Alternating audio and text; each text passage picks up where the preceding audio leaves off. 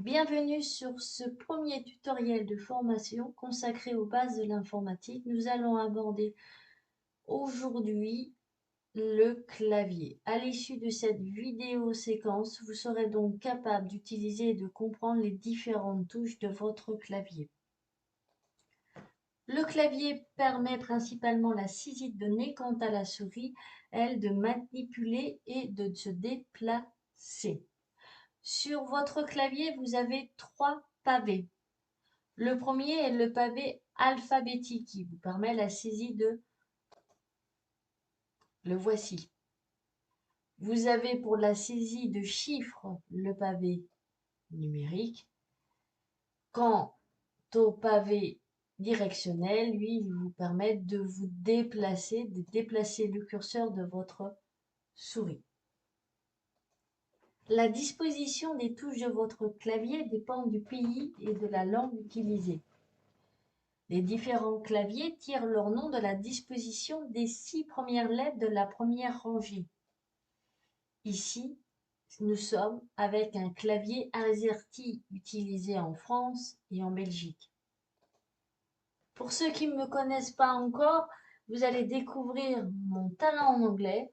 Effectivement, ici, si on regarde les 6 premières lettres, nous sommes sur un clavier QWERTY.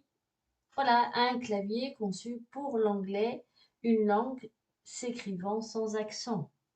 Votre clavier se branche en général par un câble. Aujourd'hui, nous avons évolué et nous sommes plus sur du Bluetooth.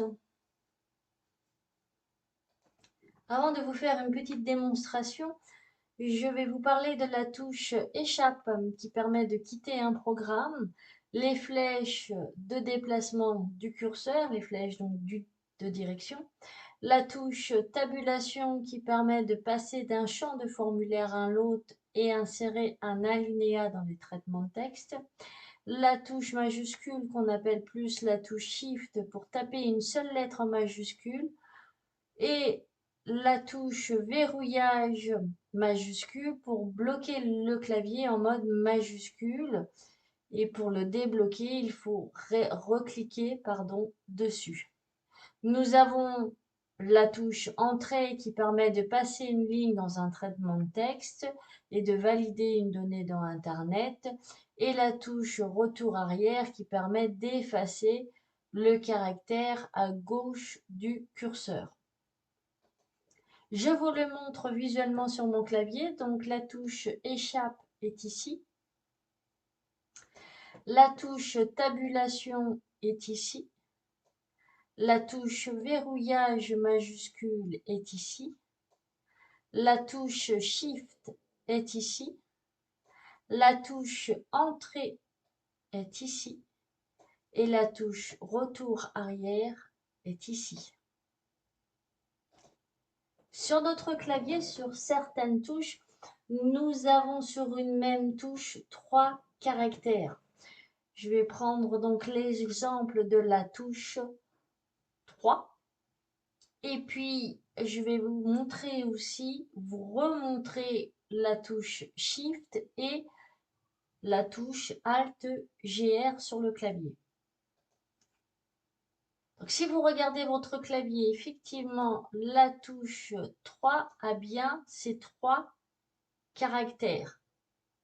La touche Shift, c'est celle-ci. La touche verrouillage majuscule, je vous rappelle, c'est celle-ci. Et par contre, la touche Alt-GR que vous allez avoir besoin pour l'exercice, elle se trouve après la touche d'espacement, elle est ici. Attention, la touche Shift est également aussi ici. Mais c'est vrai qu'en général, on l'utilise plus celle-ci. Donc, nous allons faire apparaître le caractère qui se situe en bas à gauche de la touche 3. Celui-ci va apparaître dès l'instant que vous allez cliquer sur cette touche. Donc, je me positionne ici, je clique sur la touche 3 et effectivement, ce caractère apparaît bien. Je me positionne ici, je vais faire maintenant apparaître le chiffre 3. Pour cela, il me faut cliquer sur la touche Shift avant d'appuyer sur la touche 3 ou d'être en mode verrouillage majuscule. Donc moi, je prends l'option de la touche Shift enfoncée. Donc j'appuie sur la touche Shift, j'appuie tout en restant appuyé sur la touche Shift sur la touche 3 et effectivement le chiffre 3 apparaît lors de ma saisie. Pour avoir maintenant le dièse qui se situe en bas à droite de ma touche 3, il me faut maintenir avant d'appuyer sur la touche 3, maintenir la touche Alt-GR.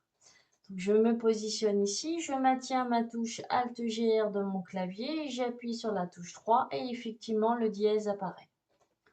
Je vais aborder avec vous maintenant comment on met des accents grâce à vos touches de clavier. Alors, il faut d'abord choisir l'accent, que ce soit le tréma, le circonflexe, l'aigu ou le grave, et ensuite choisir la lettre. Donc, ici, le tréma et le circonflexe est sur mon clavier, ici, à côté de la lettre P. Il devrait être là aussi, j'imagine, pour vous. Le tréma se trouve en haut à gauche de ma touche. Donc, ce qui veut dire, d'après ce qu'on a vu précédemment, c'est qu'il faudra appuyer sur la touche Shift pour l'obtenir. Une fois que nous avons activé la touche Shift, cliquez sur cette touche tréma, rien ne va apparaître. Il faudra ensuite choisir la lettre sur laquelle on veut ce tréma. Exemple, je veux le E avec un tréma. Donc, je me positionne ici. Je vais maintenir la touche Shift enfoncée. Je vais cliquer sur la touche qui a du coup le tréma. Rien ne va apparaître. Je lâche tout et j'appuie maintenant sur la lettre E. Nous avons bien le E avec le tréma. Si je veux le E majuscule avec le tréma, je fais la même chose. J'appuie sur la touche Shift, j'appuie sur la touche tréma. Il ne se passe rien, mais après j'appuie sur la touche Shift et la touche E pour avoir le E majuscule et j'ai bien un E majuscule avec tréma. Pour le circonflexe est sur la même touche que mon tréma, mais il est en dessous, c'est-à-dire en bas à gauche. Ce qui veut dire qu'il ne faut pas être en verrouillage majuscule ni cliquer sur la touche Shift. On choisit du coup cet accent circonflexe, donc on clique sur cette touche qui a cet accent circonflexe et ensuite on choisit la lettre sur laquelle on veut cet accent, donc toujours le E, et j'ai bien le E minuscule avec l'accent circonflexe. Si je le veux en majuscule, je refais la même chose, je clique sur la touche qui a le symbole circonflexe, il ne se passe rien, je maintiens ma touche Shift enfoncée et je clique sur la touche E et j'ai bien du coup le E majuscule avec l'accent circonflexe. Nous allons voir maintenant avec l'accent aigu ou l'accent grave. Ici, c'était un ancien clavier où l'accent aigu et l'accent grave se trouvaient sur ces touches-là. Sur mon clavier, ici, nous les retrouvons sur la touche 4 en bas à gauche. Donc, ici pour l'accent aigu et sur la touche 7 en bas à droite pour l'accent grave. Pour avoir un E avec l'accent aigu, qui est ici sur la touche 4, il nous faut utiliser la touche contrôle qui est ici et qui est en général représentée par les 4 lettres CTRL. Donc, il vous faut d'abord toujours le même principe, activer l'accent.